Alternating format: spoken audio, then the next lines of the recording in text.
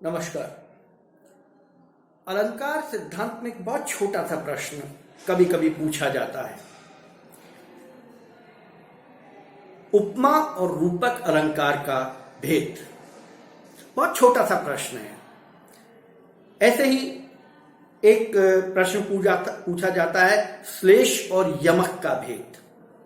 ये दोनों जो युग्म हैं अलंकारों के, इन दोनों युग्मों में बहुत थोड़ा सा अंतर है। आज हम अभी बात कर रहे हैं इस वीडियो में उपमा और रूपक का भेद। सीधे सीधे शब्दों में हम बात करें उपमा अलंकार की, तो उपमा अलंकार में किसी वस्तु या व्यक्ति की किसी अन्य वस्तु अथवा व्यक्ति से तुलना की जाती है। अर्थात वो एक दूसरे के समक्ष होते हैं या दूरी पर भी होते हैं तो भी दिखाई देते हैं। तुलना उसकी की जाती है। और जहां वाक्य में सा से सी जैसे शब्दों का वर्णों का इस्तेमाल होता है वहां उपमा होता है। चांद सी सुंदर उपमा अलंकार। चंद्रमुखी रूपक अलंकार।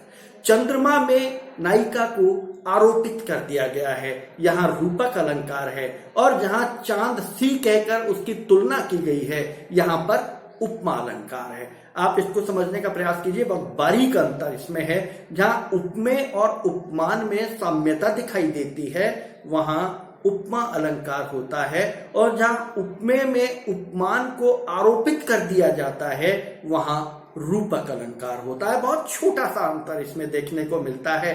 जैसे हे प्रिय तुम चांद सी सुंदर हो, उपमा अलंकार, और हे चंद्रमुखी तुम्हारे सौंदर्य का क्या कहना, रूपक अलंकार। यहां नायिका के सौंदर्य को चंद्रमा में आरोपित कर दिया गया है चंद्रमुखी कहकर, अर्थात भेद खत्म कर दिया गया है, अभेद दोनों का हो गया है, तो यहां रूपक अलंकार होता है। तो ये बहुत छोटा सा अंतर रूपक और चंद्रमा का है। जैसे चंद्रमा सा कांतिमय मुख रूप दर्शन है तुम्हारा। चंद्रमा सा, मैंने कहा था सा से सी वर्ण जहां आता है सीधा सा है, बहुत अच्छी पहचान है, उपमा अलंकार है। सा से सी तुलना की जा रही है।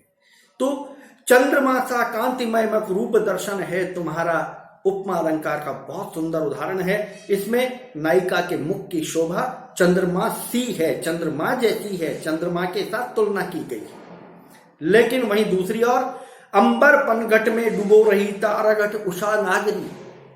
यहां अंबर पनघट में अंबर को आरोपित कर दिया गया है, तो अंबर पनघट हो गया है, एक ही हो गया है। और डुबो रही तारा घट, तारा जो है वो घट के समान है। अंबर रूपी पनघट में तारा रूपी घट डुबो रही है। उषा नागरी, उषा और नागरी यानी नायिका।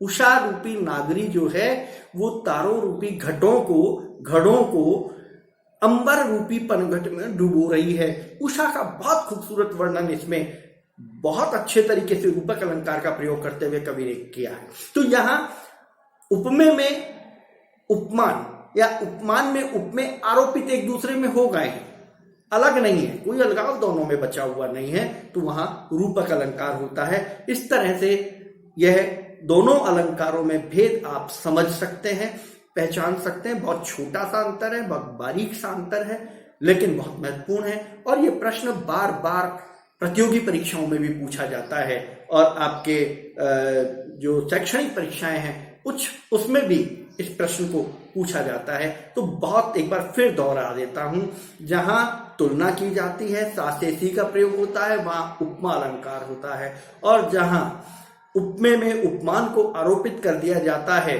वहां रूपक अलंकार होता है। अर्थात दोनों शब्दों को ही मिला दिया जाता है। चांद सी सुंदर हो उपमा है, और चंद्रमुखी हो रूपक अलंकार है। ये इतना सा अंतर आप समझ लीजिए। आपका ये प्रश्न बहुत खूबसूरत प्रश्न बनेगा, बहुत अच्छे मार्क्स आएंगे। नमस्कार।